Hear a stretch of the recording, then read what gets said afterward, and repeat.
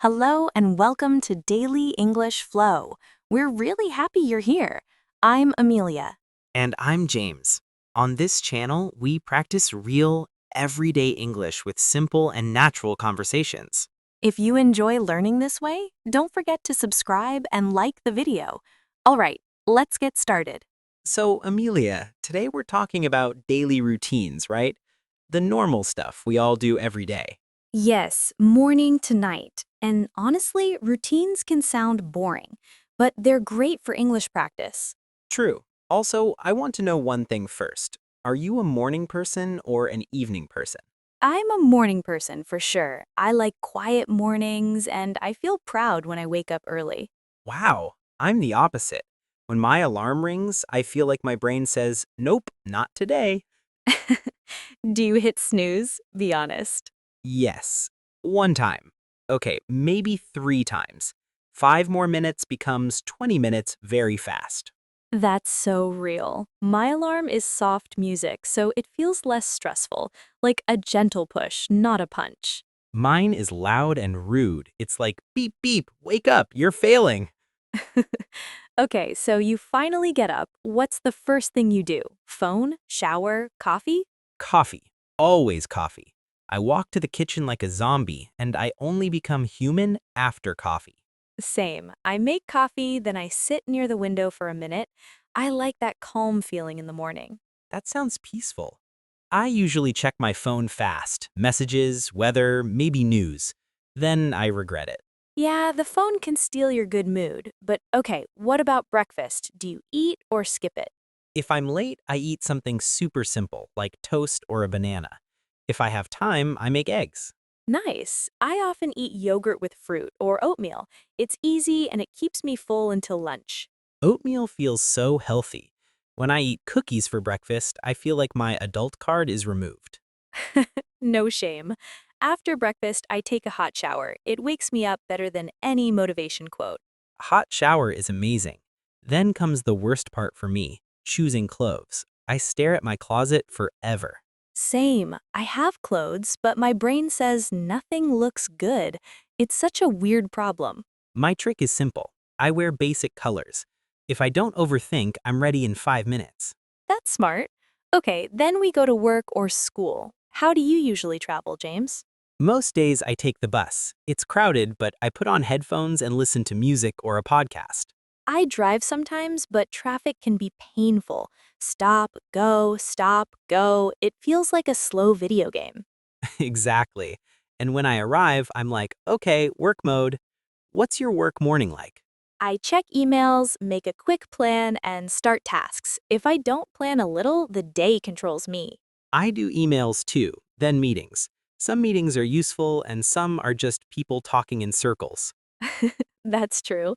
And after a few hours, I start thinking about lunch, even if I try to focus. Lunch thoughts start early, don't they? Around 11, my brain suddenly says, food is the only goal. Yes, even if I'm busy, I catch myself checking the time and thinking about what I'll eat. So what's your usual lunch? Something homemade or do you eat outside? Most days, I bring food from home, simple things like rice with chicken or pasta with vegetables. That sounds healthy. When I don't prepare lunch, I end up buying something quick and expensive. Same here. Planning lunch saves money and stress. Also, I feel better after eating real food. Totally. After lunch, though, I hit that low energy moment. My body says nap time, but work says no. Oh, yes, the afternoon crash. Coffee helps a bit, but not too much, or I feel nervous. I switch to tea in the afternoon. It's lighter and my hands like holding something warm. That's a nice habit. In the afternoon, I usually finish smaller tasks and answer messages. Same. I try to avoid big decisions after 3 o'clock. My brain works slower then. That's smart. Do you ever take a short walk to refresh your mind? Yes, sometimes. Even 5 minutes outside helps. Fresh air feels like a reset button. Exactly. I like walking and listening to music. It makes the rest of the day easier. Then comes the best part, finishing work. That moment when you close your laptop feels amazing. Yes, it's like freedom. I stretch, smile, and think, okay, now it's my time. What do you usually do after work? Relax or stay active? It depends on the day. Sometimes I go to the gym, sometimes I just go home and rest. Gym days feel hard at first, but afterward, I always feel proud. Same, even a short workout helps my mood and clears my head. On lazy days, I go home, change into comfy clothes, and sit on the couch. Comfy clothes are the real heroes of the evening. Jeans off means stress off. Yes, so true. Then I usually cook dinner. Nothing fancy, just something warm and filling. I enjoy cooking when I'm not tired. Music in the background makes it feel relaxing. What's your go-to dinner when you don't want to think? Probably soup or a simple salad with eggs. Fast, easy, and no mess. For me, it's pasta again. Pasta never disappoints. Pasta is always a good idea. After dinner, I try not to work anymore. Same. Evenings should be calm. I watch a show, read, or just talk with friends. I like quiet evenings too. They help me recharge for the next day. Exactly. A good evening makes the next morning easier. Evenings really shape how the day ends, don't they? If I rush everything, I feel tired inside, not just physically. I feel the same. That's why I try to slow down after dinner and not check work messages anymore. That's a healthy rule. I used to check emails at night and my brain never fully rested. Exactly. Once I stopped doing that, my sleep got better and my mornings felt less stressful. Speaking of sleep, what do you usually do before going to bed? I have a small routine. I wash my face, brush my teeth, and then I try to avoid my phone. Try is the key word here. Phones are very tempting at night. Yes, I say just 5 minutes and suddenly it's 40 minutes later. Same problem. Now I leave my phone on the table and read a few pages of a book instead. That's a good habit. Reading makes my eyes tired in a good way, and sleep comes faster. Exactly. I also like to think about one good thing for my day before sleeping. That's nice. It helps end the day on a positive note, even if the day was busy. Totally. Some days are not perfect, but there's always at least one small good moment. Like a good coffee, a funny message, or finishing work earlier than expected. Yes, those small things matter more than we think. What time do you usually go to bed, Amelia? Around 11. If I go later, I feel it the next morning. My body remembers. I try to sleep before midnight, but weekends are different. Oh, yes, weekends change everything. My routine becomes much more relaxed. Same here. I wake up without an alarm, and that feeling is pure happiness. No alarm is the best sound. On weekends, I take my time with breakfast. Me too. Sometimes I cook something special, like pancakes or eggs with toast. That sounds lovely. I also like going for a walk or meeting friends on weekends. Weekends feel like a reset for the mind. They prepare us for the next week. Exactly. That's why having a simple daily routine during the week is so important. Yes, routines give structure, but they shouldn't feel like a prison. I agree. A good routine supports your life, not controls it. And it's okay if some days are messy. Life is not perfectly planned. Very true.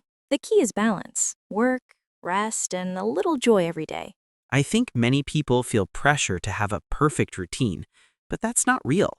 Exactly. A real routine is flexible and human with good days and lazy days. And that's totally normal. I'm glad you said that because many learners think their English routine must be perfect too. Yes, and that idea can stop people from practicing at all. They wait for the perfect moment. Exactly. But English, like daily life, works best when it's simple and regular. Right. Even 10 minutes a day is better than one long session once a month. I agree. For example, I practice English while doing normal things like cooking or walking. Same here.